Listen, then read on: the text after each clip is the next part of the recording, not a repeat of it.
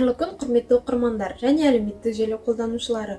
Иван Шухов атындағы орталық қалалық кітапхана әдебиеттің қаймақ-айдарын жалғастырады. Бүгін сіздердің назарларыңызға Мұқағали Мақатаевтың «Хан Тәңірдің мұзбалағы» атты кітабын ұсынамыз.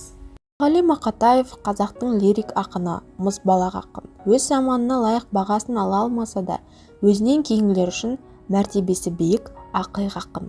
Ол 1931 жылдың 9 ақпанында Алматы облысы қазіргі Райымбек ауданында Қарасаз ауылында дүниеге келген. Алайда құжаттар бойынша ақынның туған күні ақпанның 9 жұлдызында тойланады. Бұған тиісті ақынның анасы Нағиман апа былай деген: Мұқағалиым 1931 жылы наурыз айының 8-інде дүниеге келген болатын. Жаңылысуым мүмкін емес. Себебі балам мынау фәнидің есігін ашқаннан кейін біраз уақыттан кейін наурыз тойы болады.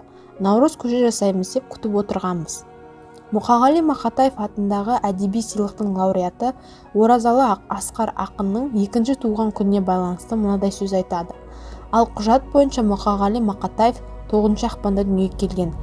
Бірақ бұл куәлікті ақын ес білген кезде сол кездегі сайлау науқанына байланысты өзі жаздыртып алған екен. Азан шақырып қойылған аты Мұхаммед Қали. Әкесі қарапайым шаруа, колхоздасушы, шалғышы болып істеген. Мұқағали үйдің тұңғышы болған. Оның артынан бір қыз және 3 ұл туған. Ақынның қарындасы мен алғашқы інісі ерте көз жұмған.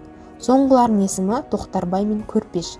Қазақ дәстүр бойынша үйдің алғашқы баласы ата-әжесінен тәрбие алуы тиіс. Сондықтан Мұқағали әжесі тиынның қолында өсіп, анасын жеңгесіндей қабылдайды.